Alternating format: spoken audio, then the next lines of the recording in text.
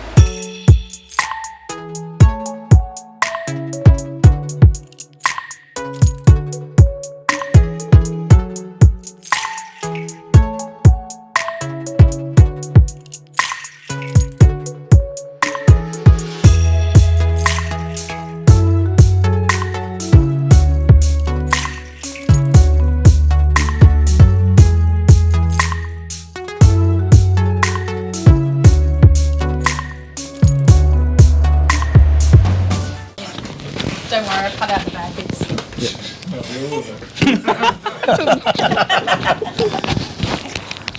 Okay, we have Gulam here, and what we have here is this the design section? What is your role here, mate? Designing mostly. Designing? Yeah. We look at the variation forms from the customers, then see what variations they got. We send the draft to them, to the dealer actually. Then it's the whole process. They send it back to the customer. After the whole process is done, then we start 3D designing of that one on our software. So are you the guys that say you can't, like say for instance somebody wants to change their cooktop to the other side of the van or move things around, you the guys will say yeah it can or can't work, or? It's the process. Yeah. Like the thing which goes, after all the changes, it goes to Brian, Steve, and they see if it's possible or not, then they approve it. After that we start working on it, how to make things, what the length changes or is there any variation in it. And if we have to make any customized thing, then we have to start it from the scratch.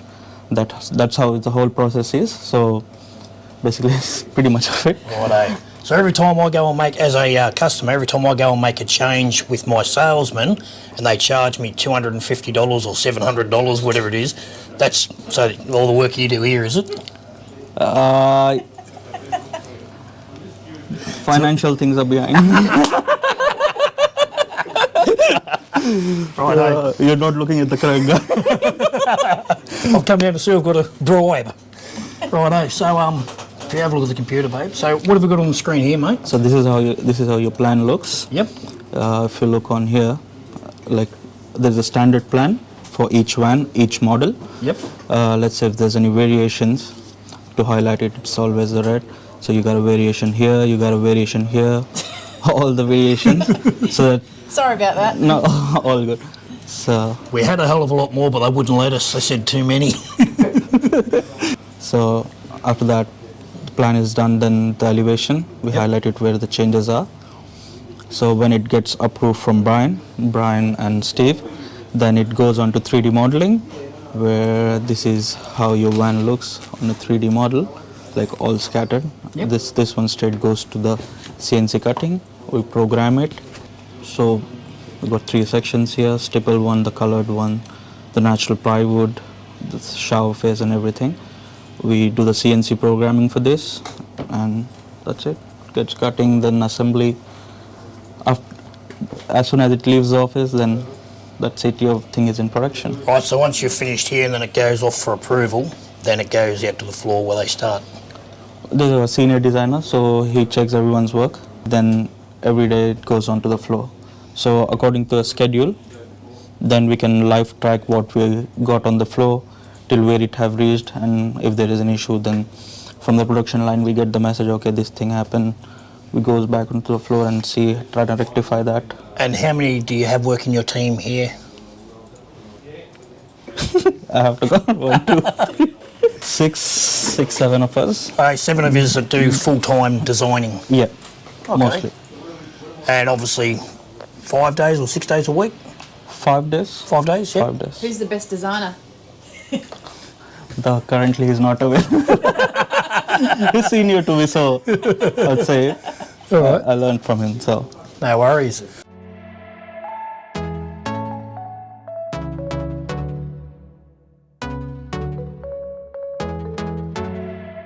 Okay. So I've got Michael here with me. Michael works in the CNC part of the actual factory. What he's going to do now is explain what goes on here with the carpentry and the cabinetry and that. And yeah, over to you, Michael. No worries, yeah. Here the CNC area, we got like a, right now 4 CNCs, 2 edge banners. So all of the caravan furnitures, partitions, all sort of stuff like that, all cutting by CNC, and then be etched over here. You can see that when we got a job for particular van, we got a paperwork.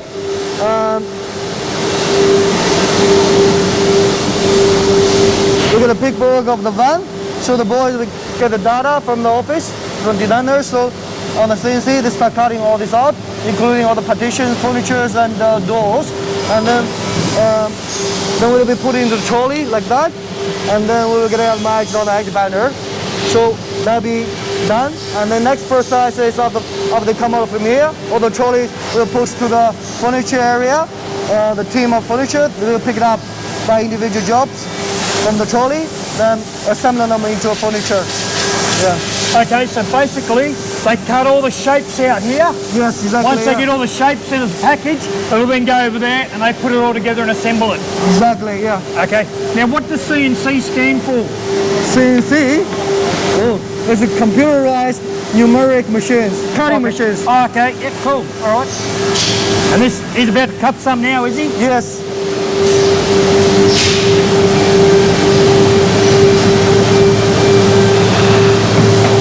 This machine mainly cutting all the big pieces of the partitions for the van, yeah, and that one is cutting all the color pieces for the doors. That's all the door pieces. There's another 4 automated ones.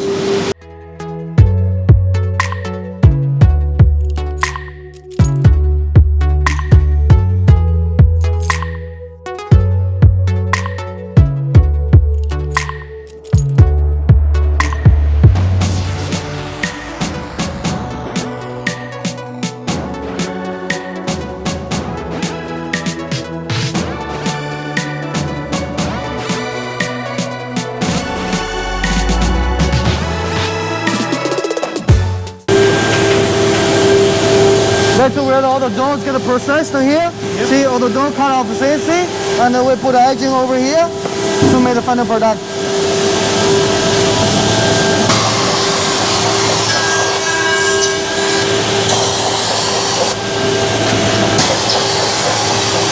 These are all the cupboards and doors.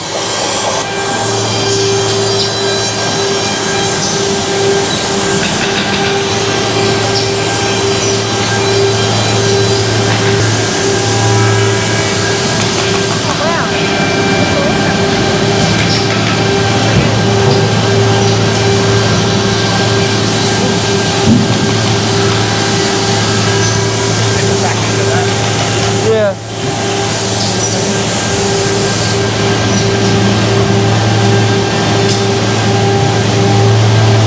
If one of these breaks down, what happens? We fix it immediately. So, if I trade you a mechanic or... Yeah, we got a mechanic on site. We got an electrician on site as well. Yep. So that's why. And we fully trained it for the machine when they got it here. So manufacturer will send some guy over here. Initially come over on board, set it up with us and train us how to use it, how to maintain it, how to do the repair as well. And we got all the spare parts ready over there for the machine. We try to maintain it at very high level. The machinery is over here, so that minimum and reduce the breakdown time. Yeah. Okay, so service it regularly. Very, very important. We do that every day, every week. And monthly we do major service over here as well. Yep. So we stop all the machinery for the whole day or half day. Everything gonna be checked and managed. Do they break down often? Not really. Maybe not even once a year. Okay. You always get a minor problem when you do service them a while, but Yep. you can get them back very easy, not break down. It's just you need to adjust it. What do you do with all your sawdust and all the stuff that comes from the thingo? Like, you just go to... We get them in the bag already, yeah? Yep. So we'll put them on the big pallets. Yep. We'll get them recycled or someone need it. We do get them over there outside. So someone can pick it up, use for gardening or whatever. Okay.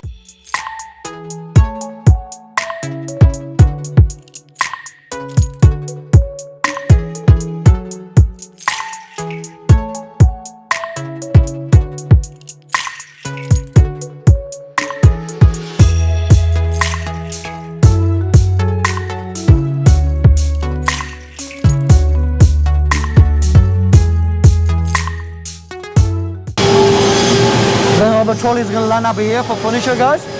So this furniture guys pinched up benches. What they do, they pick it up and assemble it into the actual furniture.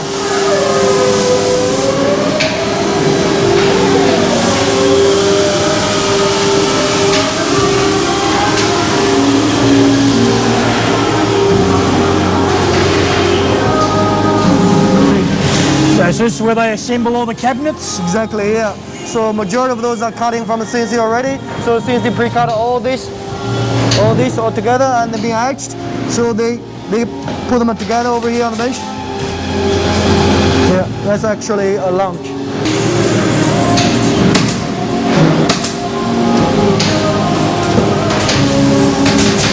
How many guys do you have working the CNC area, do you know? I got 5 CNC operators plus edge banner operator, and we got 16 workers for assembly for furnitures. 23 altogether, roughly, yeah.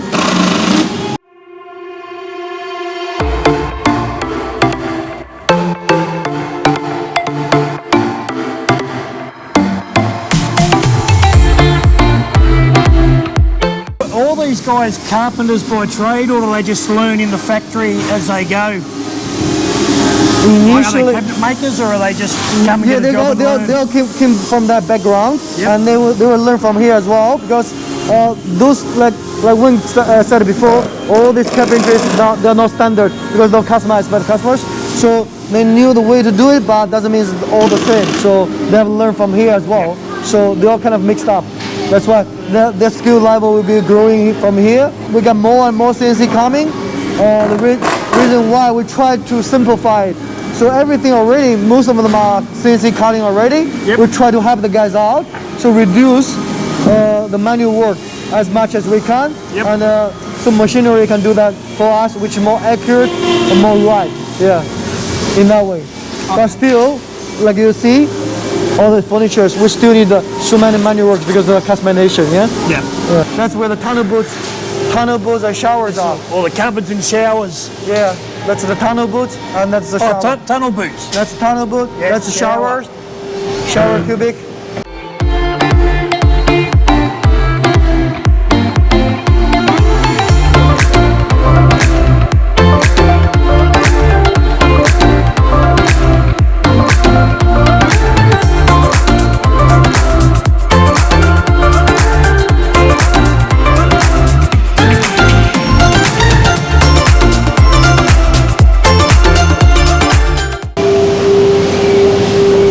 That's the timber we're using.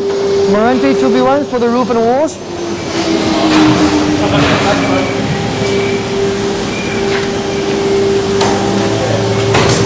So that's a sidewall. That's a sidewall frame has already been made. Yeah, they made on the bench over here.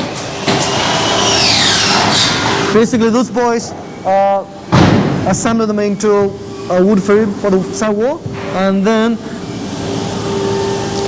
They put this on, tack it on. those boys will ply them up to be a finished wall.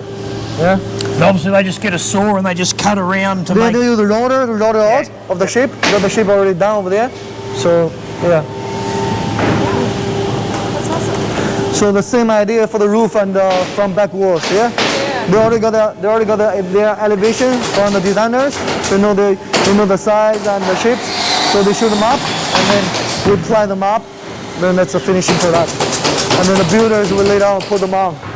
So that's the inside of the van? Here's the inside of the van. And then the melamine or whatever goes on the outside? Exactly, yeah. Okay. Exactly, yeah. They will do installation, everything, wiring, and then later on, yeah, aluminium or composite panels goes outside. Yeah. That's impressive. Yeah.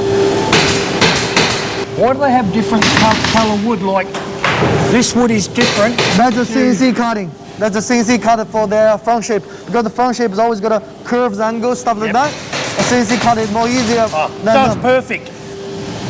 before we do manually do that, but it takes much time and sometimes it's not always same. You know? So CNC cut the front part for them, which is curved part and angle part. Yep. It's gonna be always spot on, always same. Yeah. How much wood do you use a year? Any idea? Well, every week, Yep. see that pallets over there? Yep. We use like 2 or 3 at least. 2 or 3 of those a week. Yeah, at least.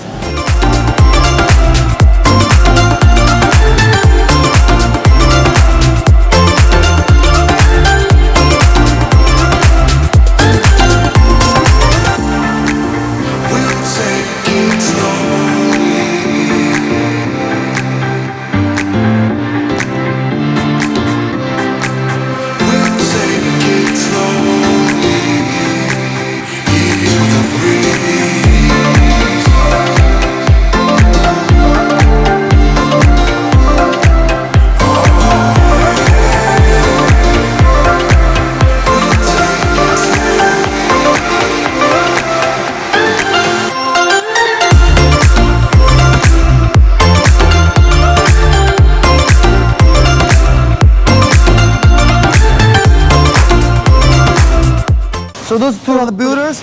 They're picking the roof up, so they're gonna put it into the van later on. That's the building. So once it's done, they're gonna flow to the building. Yeah, that's it. That's a big one. Yeah, and inside is all the partitions of the caravan.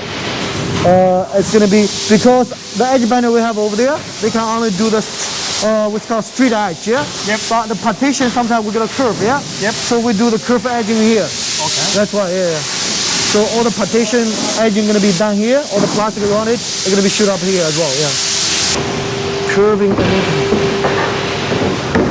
For example, that's a partition for the kitchen and bedroom. Yep. So they got a curve like this. So the normal edge bender wouldn't be able to do this because it's curved. So we have to do over here, manual ones. So they'll finish up here. So that's all the partitions are here. Okay.